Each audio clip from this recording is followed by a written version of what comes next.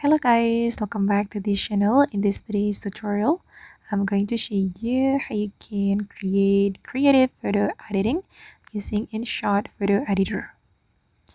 Okay, let's get into it guys. First of all, make sure you have installed this InShot application on your mobile phone. You can get it from Play Store if you are Android user. Meanwhile, if you are iOS user, you can get it from Apple Store. And once you have installed this application, you can open it and go to the photo editor menu, and you can click on this plus icon to create new project. Okay, and you can choose a photo you want to edit. For example, I'm going to use this photo.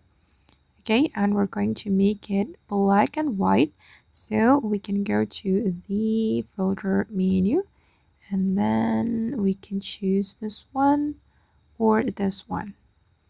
And for me, I'm just going to select this dark filter and click on the check mark. And after that, we're going to overlay it with the original photo. So I'm going to go to the PIP, and this is the original photo. And we need to zoom in to fit the screen like this, guys.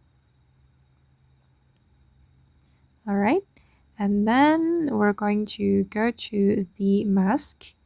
I'm gonna select mask here, and then we can choose this rectangle mask, and you can adjust the size of the mask and also the position. Okay, we're going to put it on the eyes, and you can rotate it if you want. You can use your two fingers to rotate the mask. Okay, you can keep adjusting guys until you're satisfied with how it looks. Okay, and then to make it more captivating, I'm going to use the feather to blend it with the original photo. Okay, you can adjust the feather like this, and this is the final result. As you can see guys, that the photo looks so cool yet simple. Okay guys, and that's all the way to create creative photo editing using InShot editor. I hope this tutorial will be useful for you. Thank you so much for watching, and if you found this tutorial useful, don't forget to hit the like button, leave your comments, and also subscribe to this channel. See you in the next video guys.